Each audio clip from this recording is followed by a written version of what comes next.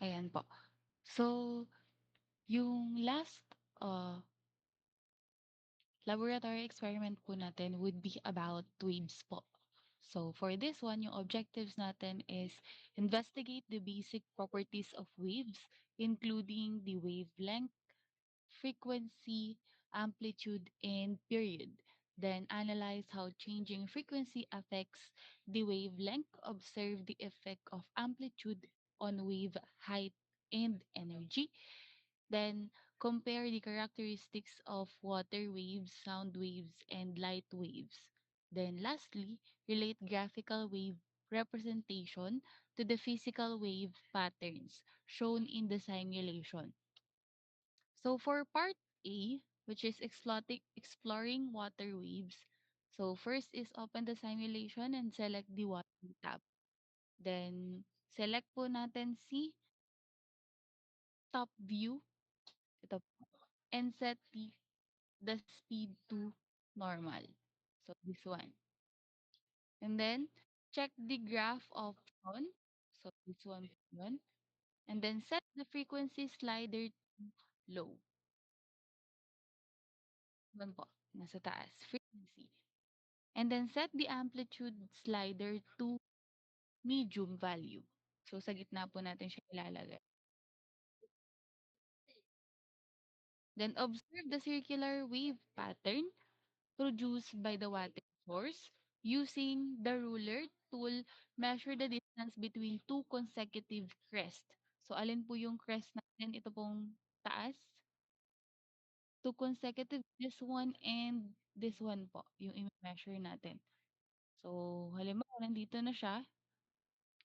Nandito yung crest natin, nasaan yung another crest natin. Antayan po natin siya. So ito yon. Ayan. So 6.2 yung distance ng two crest natin. Record this as the wavelength. Increase the frequency gradually while keeping amplitude constant. And then observe how the spacing between crests changes. Record the wavelength for each frequency setting. Return the frequency to medium value. And then increase and decrease the amplitude. Observe the change in wave height and the graph. Record your observation. So for that, yung ating table po na i-fill up ninyo. So your table 1, water wave investigation would look like this po. So meron tayo ditong low, medium, high, and then medium for the frequency setting. And then for the amplitude, meron tayong medium and then low high. So for low medium, ano yung magiging measurement natin ng wavelength and then your observation. So and then meron tayo ditong guideline, naglagay po ako dito, guide for filling the tables. So for frequency setting, low, medium, high, nakalagay na din po dito. And then for amplitude, low, medium, or high din po. Then for measured wavelength, use the ruler to measure crest to crest distance. And then for the observation, for example, crests become closer together as frequency increased. So ano yung nangyayari as we change yung frequency natin and yung ating amplitude.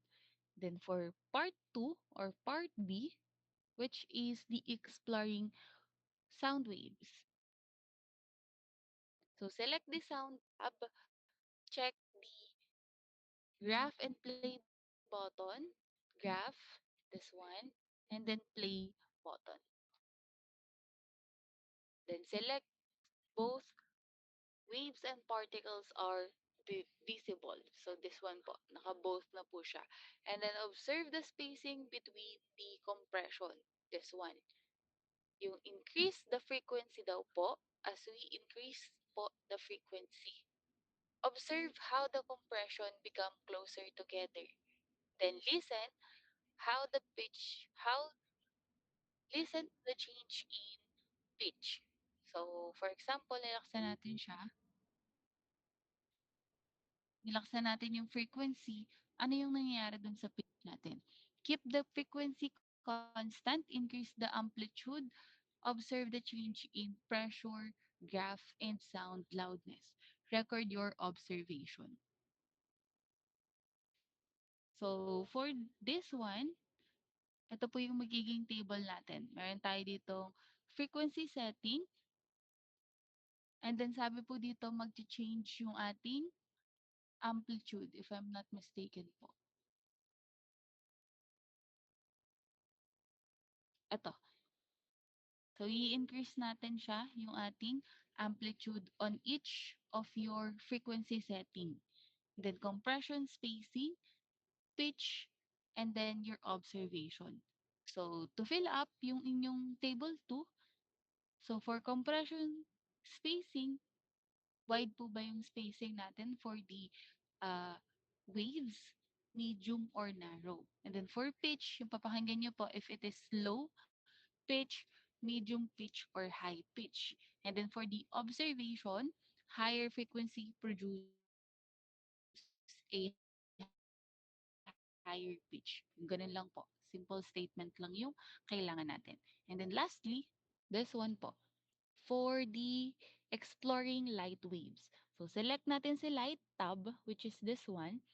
Check the graph and screen, which is this one po, and ito po. Set the frequency slider to red region. So, saan po dito yung red? Dito po. Kiklik nyo lang po yung color, respective color na nakalagay sa kanya. And then, observe the wavelength and the color displayed. Move the frequency slider toward the violet region. Then, observe daw po how the wavelength change. So, tingnan natin yung wavelength natin for the red. And then, if we change it to the violet, ano yung nangyari dun po sa ating wavelength? So, keep the frequency constant. Increase and decrease the amplitude. So, this one po yung pag-change ng amplitude natin. And then, observe the change in brightness on the screen as we change po yung ating amplitude. Then, record po yung ating observation. So, for table 3, para masagutan natin siya, meron tayo ditong guide. So, yung color natin would be red, orange, green, blue, and then violet.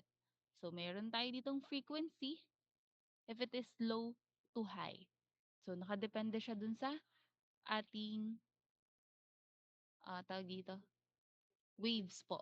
And then, approximate wave, read from the scale shown in the simulation.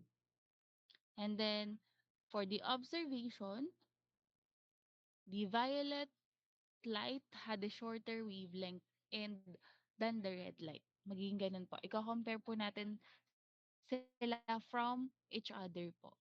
So, ang comparison po natin for the orange is red din po. For green, also orange. And then blue is for green.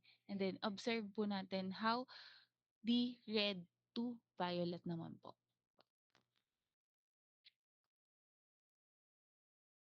And then, paano po natin, tawag dito, susukatin yung wavelength natin? Meron tayo ditong measurement.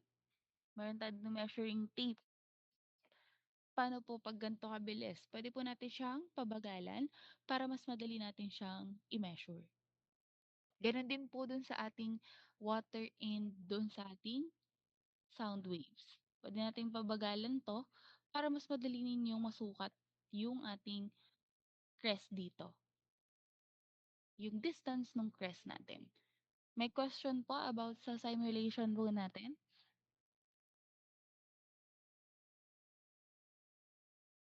Any question?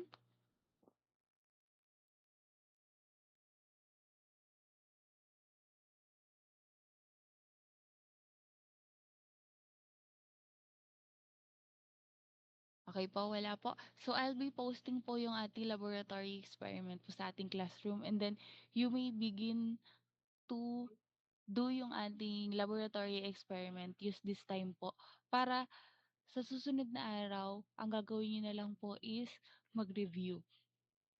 So, sa Monday, i-discuss ko sa inyo yung remaining topic natin which is yung 4D sound waves and electromagnetic waves, and then para po dun sa optics. Then yung ating ah tawag dito, problem set number 4, I will be posting that po sa Friday, if kaya ko pong mag-post ng Friday. Para may time pa kayo gumawa. Okay po?